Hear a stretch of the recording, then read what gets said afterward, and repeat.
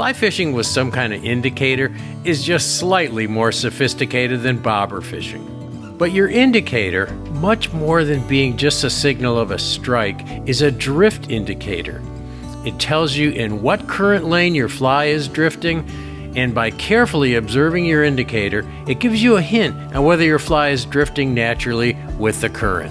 When I first learned to fish nymphs, we didn't have sophisticated indicators, and we used a direct upstream or almost direct upstream approach and watched our floating line. This is a nice, clean way of fishing, and I still use it at times today, especially in clear water when I can see trout in the current. But most people agree that the use of a separate indicator on the leader is an easier and more effective way to do it. Most of the insects and crustaceans trout eat are weak swimmers, and they don't swim against the current or swim across current lanes.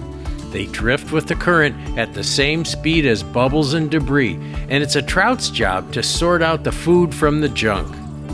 And it's our job to make sure our nymphs drift in the same way, because although it's difficult for us to perceive a nymph that is not drifting naturally from our perspective, trout do this all day long, all their lives, and the slightest hint of suspicious activity alerts them that what is drifting by is not food.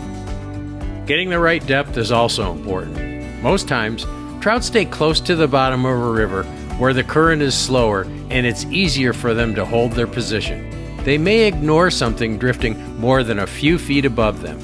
During aquatic insect hatches, though, when there are insects throughout the water column, trout may range from their spot on the bottom to grab something in mid-water. But when they're not actively feeding, you'll do your best shoving your flies in their face. There are all kinds of different indicators that you can buy in a tackle shop, and they all have their purposes. Different ones for different water types. I carry a ton of them. First and foremost is the extremely popular and infamous thingamabobber. And it's soft plastic filled with air, so it floats really, really well. And to attach this, you merely fold your leader over, slide it through the hole, bring the loop around the other side of the indicator, pull it through, and it's snug. And as long as your leader is fairly thick, it won't slide up and down the leader, and it's very easy to loosen that up and then move it any place in your leader. Similar to the thingamabobber is one called an airlock, and it's a little bit harder plastic, still filled with air. But this one, you just twist off the top, and there's a little rubber grommet inside there. You put your leader through a slot, and then you screw down on there. Again, it floats all day long, really easy to move on the leader and doesn't put a kink in your leader. Then there are also hard-bodied types that are solid, either cork or foam or plastic.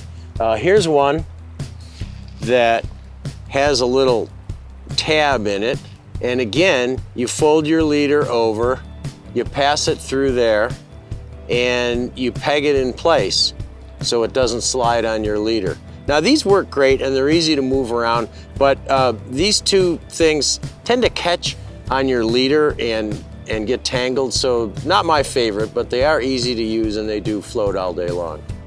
Here's one that's very similar to the thingamabobber, except this one is solid cork. So again, it floats all day long, bounces along on the current really nicely, and like the thingamabobber, you double over your leader butt, you pass it through the hole there, you pull it around the other side, and you snug it tight.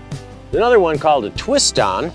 These are small. They're made out of some sort of high-floating plastic, hard plastic, maybe styrofoam or something like that. And you just put the leader inside there and you twist it around. There's a rubber band, and then that holds the leader in place. Then there's a type I don't really like very much. They're really easy to use. They're made out of foam, and they have sticky stuff on the back. And you pull them off, and you fold this over your leader, and then it holds it in place. Now, some people like them because they're very sensitive. They're very light and very sensitive, but you can't move them on your leader, and you find them all over the riverbank because they come off and they never disintegrate. So I don't particularly care for this kind of indicator. And then there's yarn indicators, one of my favorites. The nice thing about yarn indicator is you make them yourself. So you can make a yarn indicator as small or as large as you want.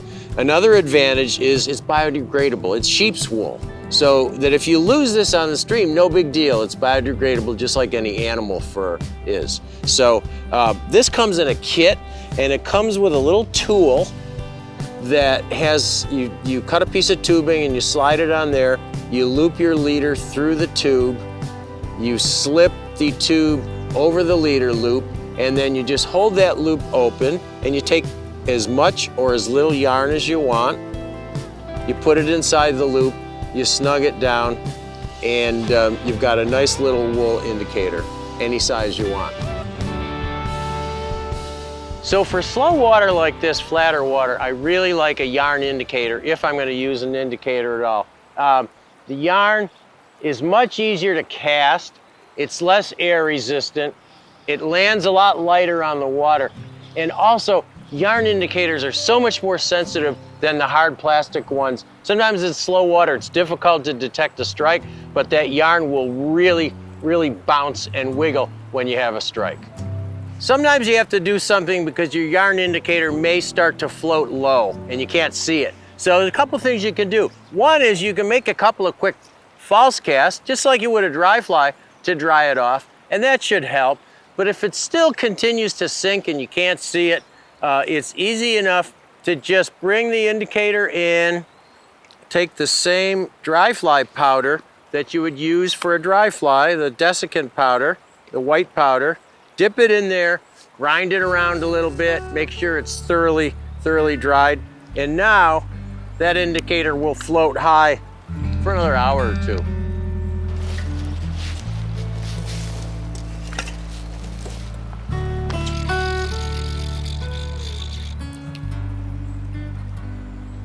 Told you the yarn indicator works in flat water. That fish, I had actually thrown a hard plastic indicator over into that area earlier and made numerous drifts and never caught a fish. But that yarn indicator was just sensitive enough that I was able to see the strike. It was a very subtle strike, and the yarn helped me out.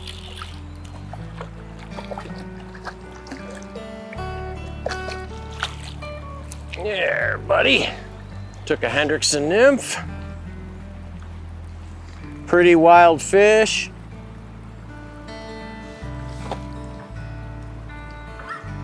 Barbless hook.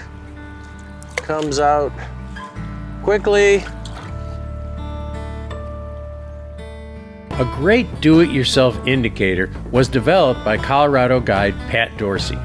You take a small rubber band used for orthodontist braces and you wrap a loop part of your leader around it 5 times. You then slip a section of polypropylene macrame yarn that you've fuzzed up with a comb into the loop. Pull the band up to snug the yarn, trim the ends if desired, and you're set to go. You can make your own indicators of any size and color that you want.